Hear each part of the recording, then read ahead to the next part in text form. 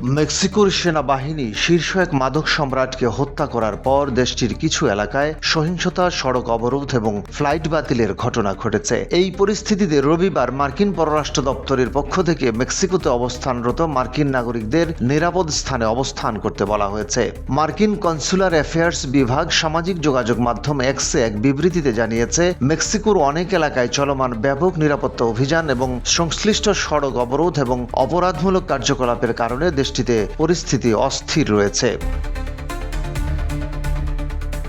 এই অবস্থায় পরবর্তী নির্দেশ না দেওয়া পর্যন্ত মার্কিন নাগরিকদের নিজ নিজ অবস্থানস্থলে নিরাপদে থাকার পরামর্শ দেওয়া হয়েছে। বিবৃতিতে বলা হয়েছে, সড়ক অবরোধের কারণে বিমান চলাচল ব্যাহত হয়েছে। এর ফলে গুয়াদালাজারা এবং পুয়ের্তো ভাল্লার্তা এই দুই শহরে কিছু অভ্যন্তরীণ ও আন্তর্জাতিক ফ্লাইট বাতিল করা হয়েছে।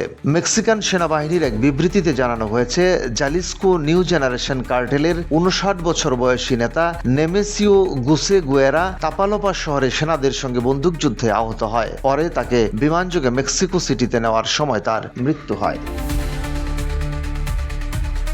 তার মাথার দাম হিসেবে $1,50,00,000 পুরস্কার ঘোষণা করেছিল যুক্তরাষ্ট্র। কানাডা জানিয়েছে তারা পরিস্থিতি নিবিড়ভাবে পর্যবেক্ষণ করছে। পাশাপাশি মেক্সিকোতে অবস্থানরত কানাডিয়ান নাগরিকদের স্থানীয় কর্তৃপক্ষের নির্দেশনা মেনে চলার পরামর্শ দেওয়া হয়েছে। বিবৃতিতে বলা হয়েছে, নিরাপত্তা বাহিনীর সঙ্গে গোলাগুলি এবং বিস্ফোরণের ঘটনার প্রেক্ষাপটে মিচুয়াকানা, গুয়েরেবোরা এবং জালিস্কো রাজ্যের নাগরিকদের নিরাপদ আশ্রয়ে থাকার আহ্বান জানানো হয়েছে। অস্থিরতার পর গতকাল রবিবার বেশ কয়েকটি মার্কিন এবং কানাডিয়ান বিমান সংস্থা মেক্সিকোর কিছু এলাকায় ফ্লাইট বাতিল করেছে।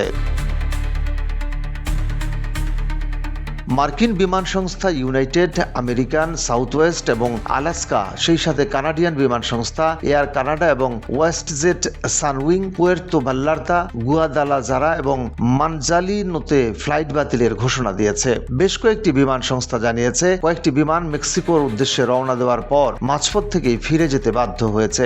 এর মধ্যে রয়েছে সাউথওয়েস্ট সহ পুয়ের্তো ভাল্লার্তার উদ্দেশ্যে প্রাথমিকভাবে গমনকারী 4টি ফ্লাইট। সাউথওয়েস্ট জানিয়েছে, পরিস্থিতি স্বাভাবিক হলে আটকে পড়া যাত্রী এবং কর্মীদের ফিরিয়ে আনতে তারা মেক্সিকোতে বিমান পাঠাবে।